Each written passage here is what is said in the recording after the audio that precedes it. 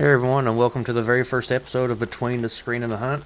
I'm Christian, the guy behind the chaos at Pre-C Gaming, and most of y'all know me as Pre-C Gaming, honestly. Anyway, just a quick little video, hopefully, of about this podcast that we have decided to start. This podcast is going to be kind of where the wild of the outdoors meets the digital chaos. Whether that's hunting and fishing or gaming in simulators or 5M, it's all going to be mashed together with a mic and some actual conversation. So whether you're tuning in from the ground blind, your gaming chair, or somewhere in between, I greatly appreciate you all being here. This podcast has been something that I've wanted to do for a while now. I've talked it over some friends and some family over the years, and just it really never resonated all that well, except for here recently. I mean, a buddy of mine got talking about podcasts and things, and sitting around campfires and talking about different hunting fails and stuff like that. And I got to thinking, I'm like, it'd be really great to be able to record that type of deal without being in the hunt or in the game recording, but just sitting back with a cold one in hand and just reminiscing and BSing about it. Let's be real for a minute. This channel has had more comebacks than I can count, and the comebacks are really more worn out than some of my older hunting gear. We've had internet issues, we've had busy seasons in life, and just different things with different... I won't stutter. I'm nervous, sorry. Different things just getting in the way. But of all the things that life can throw, I've managed to find my way back. And it's because of this community. It matters a great deal to me. It might be a small community, but knowing that I'm posting this out here for potential of thousands of millions of people to just maybe one day stumble across, it matters. Just it's stuff to talk about, and it's things that you wouldn't think to talk about. Like our first initial comeback, but it ended up being a fail. It's because of internet issues. Couldn't live stream, couldn't upload, I couldn't hardly even watch YouTube. But just how bad the internet got for a while after the first reiteration of Pre-C Gaming. And then we've had a couple of fallouts with just different people we gamed with, and the gaming kind of got stale a little bit. Finally got back into it. We're finally getting back into doing hunting again, finally. And having those issues and forcing me to go outside and touch grass has really helped put a focus on this channel, because it makes me realize, like, hey, like sitting out in the hills, you sit and you think, and it's like, things happen. Like, it doesn't mean to give up on what you enjoy doing, and this podcast, I'm hoping, will be the next revolution in a slower paced, more personal environment, and be exactly the kind of conversation that been wanting to have for a while. Like I said, this podcast exists because sometimes most YouTube videos just don't cut it. Everybody needs a place to talk, and not just talk about gaming highlights or hunting moments, but place where you can get deeper with it and share stories, share your thoughts and ideals, mistakes, times that your gear has done great for you, whether it be gaming or hunting, fishing, whatever, bad shots, whether it's in the game, in life, and then of course, moments that hit you in the chest when you least expect them. And that's kind of this podcast. That'll help allow me to explore everything without having to cut things down into short segments. which, let's be honest for a second, my videos are usually never short segmented videos, and they probably never will be, because honestly I don't know how to edit videos all that great. Let's switch gears right quick. Let's talk about some games. So recently ATS has been my main grind recently. It's one I've been putting in quite a few hours into. We've gotten so many DLCs that's came in recently, and so many mods now that are just chef's kiss. They're amazing to have.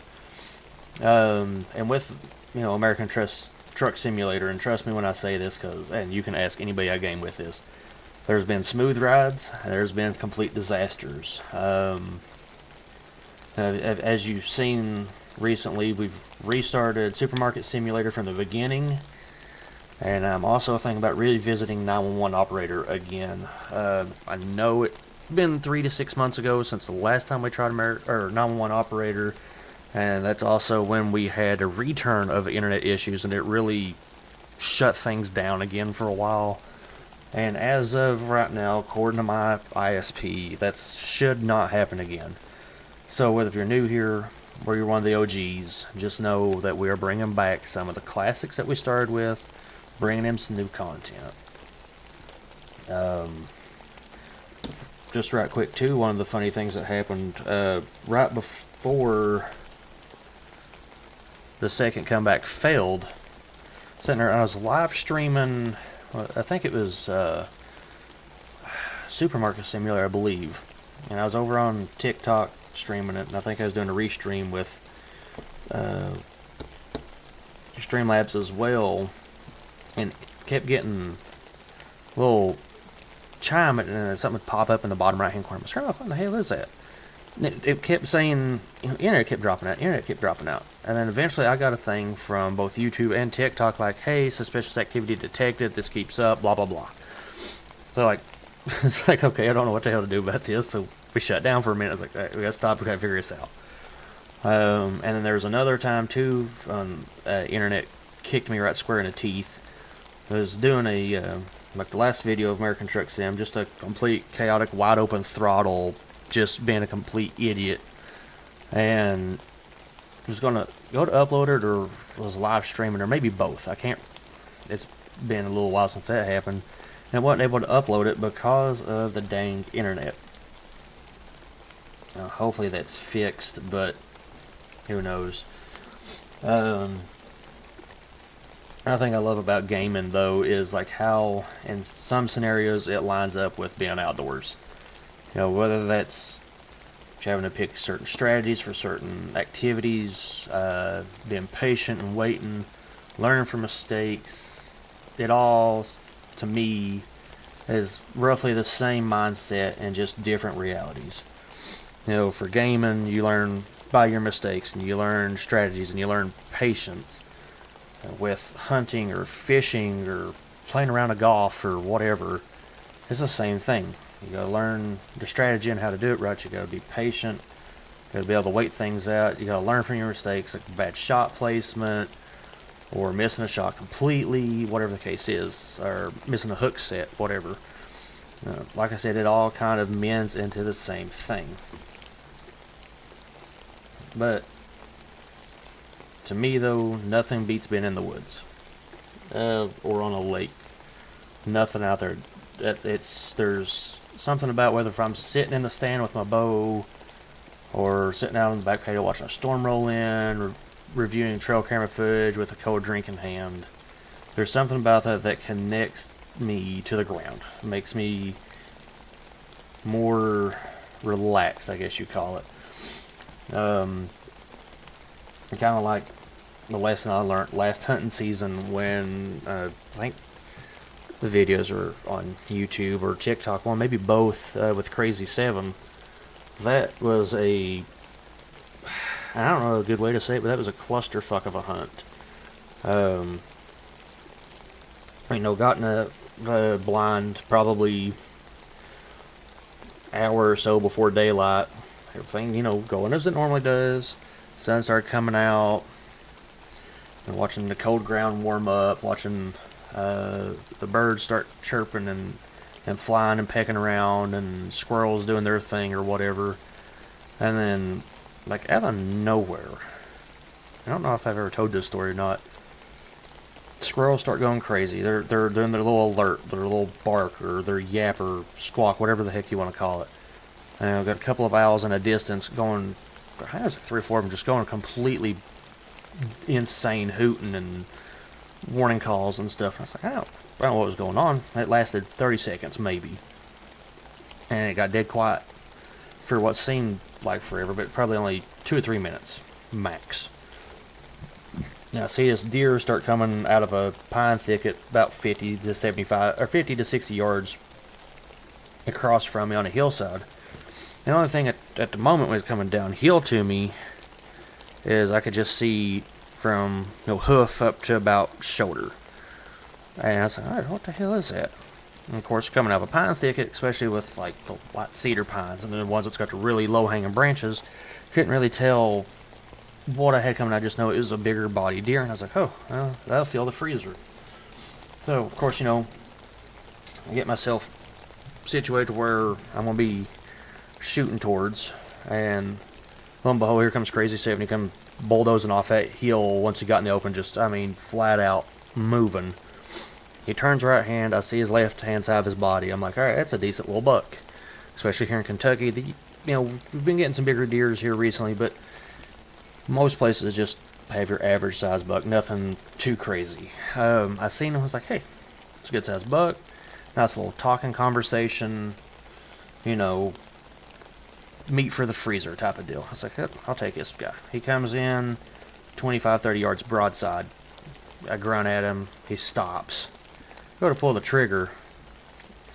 And when I realized the trigger wouldn't pull, and all I could feel was just a slight click. I was like, what in the hell? I looked down out of the scope briefly, and I was like, oh shit, still got my safety on.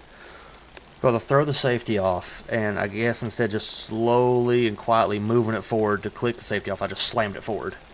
And so that loud click alerted him, and he takes off hauling ass. I thought, well, shoot, here we go. I've ruined this hunt, we're done. He runs 40, 50 yards, and he stops. And where his chest cavity to his front shoulders was at was pretty much behind a big old tree, and there's no way that I'm shooting through that. And I'm not going to take a gut shot. I've done that in the past, and it's a terrible way for the deer to pass, and it's a horrible way to harvest one, in my personal opinion. Sometimes it happens, but let's be real, if I have a choice, I'm not going to do that. Anyway, he stops, and I can see his head, and he's looking back towards the ground blind. It's kind of doing that thing that deer do, where they kind of bob their head around, and you could tell he was stomping because you could hear it, but you couldn't really see it. And then he calmed down. He started picking, and he turned around to the right again, went back up the same hillside he just came from. And then he walked the ridge. I could watch him. He disappeared behind the pines, and he comes back down the same hill again. I was like, all right, cool, we got him. Well, a second, he got right where he was at when he first busted me. All of a sudden, he stopped for like a split second, blows, and takes off. I was like, well, it's either now or never. And before he could tuck behind that big old tree that blocked him when he stopped the first time, I ended up aiming just behind his left shoulder, quartered away, aiming out the front right shoulder, and ended up squeezing the trigger. And thankfully, the bullet flew true and, ultimately ended up in a successful harvest. And walking up to that buck, when I first shot him and seeing how the crazy horn formation was just baffling to see. And I was like, man, it's wild. Some people were like, hey, it's poor genetics, good coal, whatever. So I'm thinking, I'm like, I don't care. Like, it's meat in the freezer, and like a really neat talking point. It's about time I repost photos of Crazy 7 just to kind of, get everything fresh in the mind and everything. But anyway, here or there was lessons learned in that. There was humor. The humor in the lesson was actually one and the same.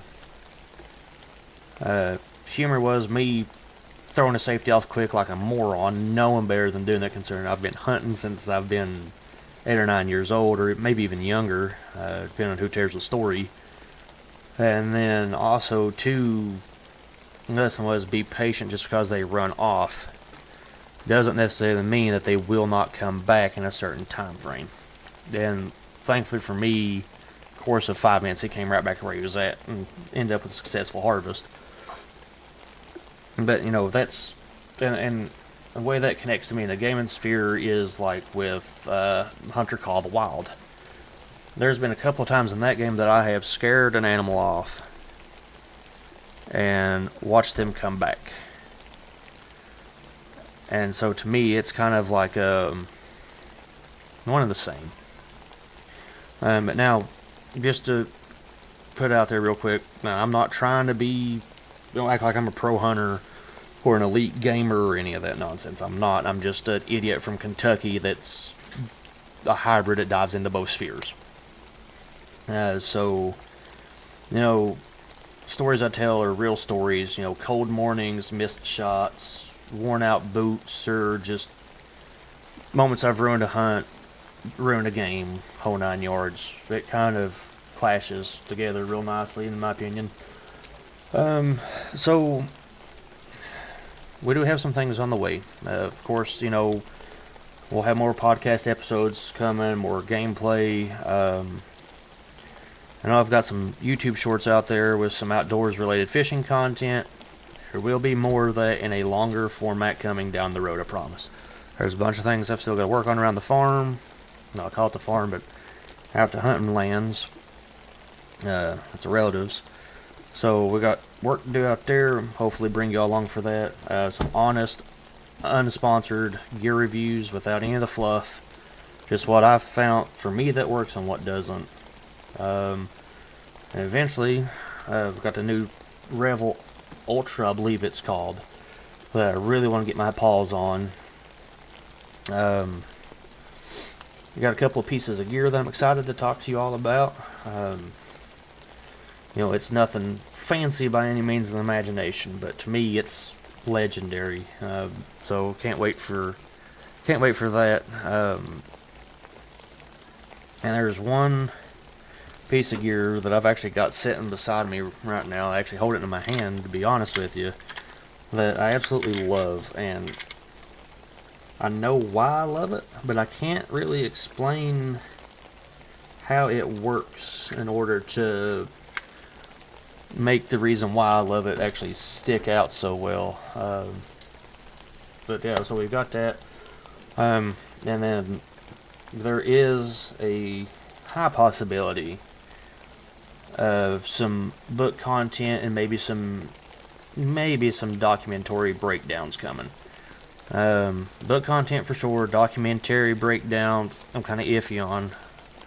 But you'd be surprised what you can come up with when you're sitting 6+ hours on a ground blind or a tree stand. Kind of crazy where the ADHD and the autism can take you. But yeah, so that's kind of pretty much it for episode 1. If you're still here listening to me ramble on, thank you. It means more than you'll know. In episode 2, we'll have a special guest, and then hopefully we'll become a permanent fixture into our podcast. A lifelong friend of mine, and me and him have more stories together than, well, we can probably tell. We have a lot of stories we can tell, and we've got some that we probably shouldn't. So, but we'll take a deep dive into that on hopefully episode 2. I've got to get arranged with him when he'd be able to jump in a Discord call and get that arranged. And we are also going to be doing some more deep dives into the hunting, fishing, and gaming sphere.